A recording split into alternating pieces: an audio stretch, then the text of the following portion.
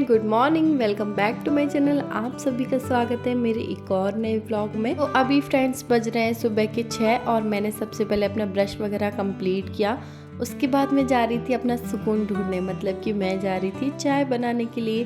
तो यहाँ पर मैंने अच्छी सी गर्मा गर्म अदरक वाली चाय बनाई और सबसे पहले चाय को देख के ना मुझे जो सुकून मिलता है ना, वो आप लोग समझ सकते होगे जो लोग चाय लवर हैं। और जिनको चाय पसंद नहीं है, मुझे नहीं पता कि कैसे उनको चाय पसंद नहीं है। तो यहाँ पर मैंने गर्मा गर्म चाय को अच्छे से छाना और लेकर चली गई थी पीने के लिए। तो बाहर देखा तो आज मौसम हो रहा था बारिश जैसा, और बारिश के जैसे मौसम में कुछ अच्छा खाना तो बनता है। बारिश के मौसम को देख के तो एक ही चीज़ याद आती है, पकोड़े, बेसन के पकोड़े।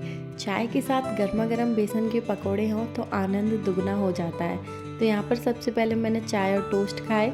उसके बाद मैं चली गई थी बच्चों के लिए कुछ बनाने के लिए। तो मैं सोच रही थी कि मैं उनके लिए क्या बनाऊँ।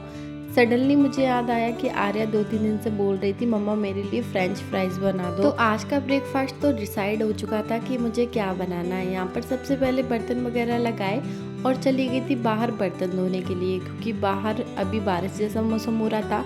तो मैंने सोचा पहले बाहर का काम ख़त्म कर लेते हैं, उसके बाद घर के अंदर का काम करेंगे। तो यहाँ पर मैं बर्तन धोकर आ गई थी और सबसे पहले पापा के लिए दलिया बनाना स्टार्ट कर दिया था, क्योंकि पापा के नाश्ते का ख्याल रखना बहुत ज़रूरी है।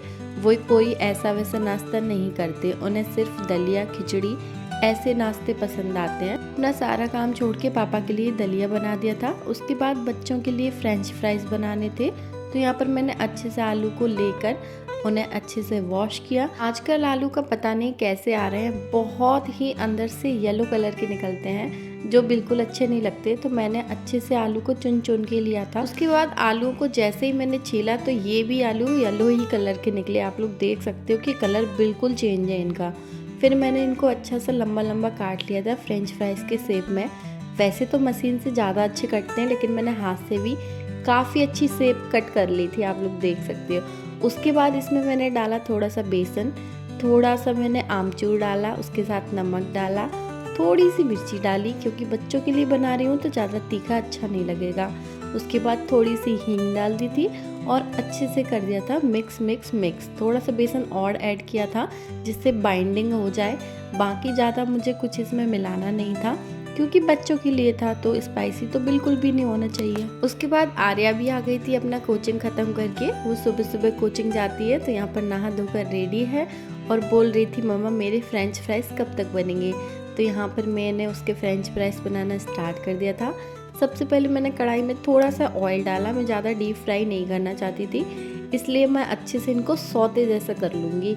तो इसी ऑयल में मैं सारे फ्रेंच फ्राइज बनाने वाली थी। तो एक एक करके मैं डालती गई और अच्छे से अलट पलट के उनको सिकने दिया। आप लोग देख सकते हो कि कितने ब्राउन और एकदम क्रिस्पी जैसे हो गए थे। यहाँ पर मेरे फ्रेंच फ्राइज सिक गए थे, तो मैंने उन्हें एक बटर पेपर में निकाल लिया था, जिससे एक्स्ट्रा ऑयल जो होता है ना वो निकल जाए, क्योंकि आलूओं में ना ऑयल बहुत ज़्यादा अब्जॉर्ब हो जाता है, जो थोड़ा सा डेंजरस हो सकता है। इसलिए मैंने उसको अच्छे से आलू को पोंछ लिया था। उसके बाद बच्चों को खाने के लिए दिया था। तो यहाँ पर अच्छे से टेस्टी से फ्रेंच फ्राइज बच्चों के लिए रेडी थे। उसके बाद मैंने सोचा मम्मी के लिए क्या बनाऊँ। तो यहाँ पर फिर मेरा प्लान था पकौड़े बनाने का। तो पकौड़े बनाने के लिए मैंने यहाँ पर आलूओं को राउंड शेप में कट कर लिया था। साथ में थोड़ी सी प्याज कट कर ली थी, हरी मिर्ची और धनिया, अच्छे से बेसन मिलाकर। और यहाँ पर मैं बनाने लग गई थी पकौड़ी। आज मौसम भी था पकौड़े खाने का, तो दोनों काम हो गए थे। हमारे पकौड़े भी बन के रेडी हो गए थे और टेस्ट का भी हमने पूरा आनंद लिया। उसके बाद नहा धोकर आ गई थी और कपड़े गई बाहर डालने के लिए।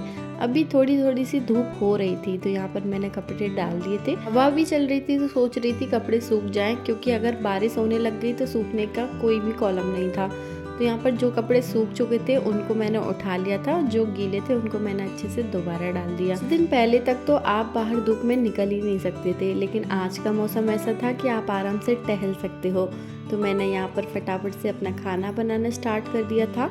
तो सबसे पहले मैंने रोटियां गर्मा गर्म सेकी, सब्जी मैं बना चुकी थी और भगवान जी का भोग भी मैंने लगा दिया था। तो उसके बाद आर्या आ गई थी, मम्मा मुझे दाल चावल खाने हैं। तो मैंने बच्चों को दाल चावल ठंडे करके अच्छे से दे दिए थे।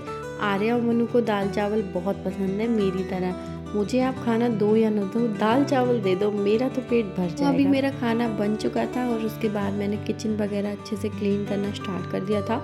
जहाँ पर हम खाना बनाते हैं उस एरिया को मैंने अच्छे से क्लीन कर दिया था, क्योंकि खाना बनाने के बाद हमें गैस वगैरह अच्छे से साफ़ कर देनी चाहिए, क्योंकि आजकल बहुत छोटी छोटी छिपकलियाँ होती हैं जो घूमती रहती हैं। तो उसके बाद मैं चली गई थी भगवान जी का भोग उठाने के लिए, क्योंकि उनने पा लिया था।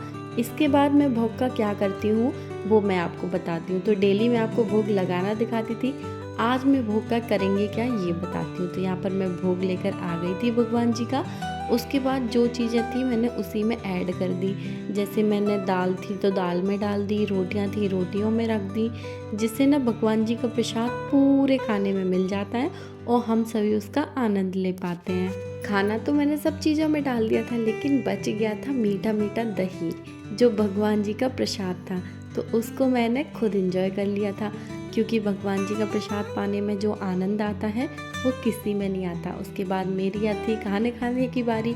तो आज मैंने रोटियां तो ली नहीं थी, सिर्फ दाल चावल लिए, क्योंकि ये मुझे बहुत पसंद है। सारा काम खत्म करने के बाद मैं अपना खाना लेकर चली गई थी रूम में, क्योंकि मुझे एकांत में खाना बहुत पसंद है और मैं आराम आराम से खाना खाती हूँ। तो यहाँ पर सबसे पहले अपनी टीवी ऑन करी और मस्त अपने पूरे एंजॉय के साथ मैंने अपना खाना खाया। उसके बाद थोड़ी देर रेस्ट करी और बच्चों लोगों को भी आराम करवाया। उसके बाद आर्या बोली मम्मा मुझे डांस सीखना है। तो यहाँ पर मैंने टीवी में गाने वगैरह लगा दिए थे, तो बच्चे लोग बढ़िया से मस्ती कर रहे थे, साथ साथ में डांस भी सीख रहे थे।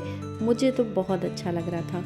उसके बाद मैंने बाहर जाकर देखा तो फाइनली बारिश होने ही लग गई थी, क्योंकि बारिश जैसा मौसम तो सुबह ही से था। तो यहाँ पर मैंने देखा कि बारिश बहुत तेज़ होती जा रही है, तो मैं फटाफट से गई छत पे, क्योंकि बारिश का पानी जैसे ही तेज़ होता है ना तो छत पे भर जाता है, क्योंकि उसका जो पानी निकलने का जगह है ना वहाँ पे पाइप डला रहता है ना, तो उस वजह से पानी बाहर ही नहीं निकल पाता। छत पे जाते ही मुझे अपने हस्बैंड की याद आ गई थी, क्योंकि उन्हें तो ये मौसम बहुत पसंद है। जब भी ऐसा मौसम होता है वो छत पे आ जाते हैं। मुझे तो भीगना पसंद नहीं है, लेकिन उन्हें अच्छा लगता है। तो उसके बाद मैं गई, फटाफट से मैंने पाइप निकाला, क्योंकि इसी पाइप की वजह से बारिश का पानी बाहर नहीं जाता है और पूरी छत ओवरफ्लो हो जाती है। उसके बाद शाम को बच्चों के लिए जमाई आइसक्रीम। आज हमने मैंगो आइसक्रीम जमाई थी, बच्चों का बहुत मन था खाने के लिए। तो यहाँ पर मैंने देखी सबके अलग अलग हिस्से की जमा दी थी आइसक्रीम, जिसको हम कल एंजॉय करेंगे। तो मिलते हैं नेक्स्ट ब्लॉग में, तब तक के लिए बाय, टेक केयर।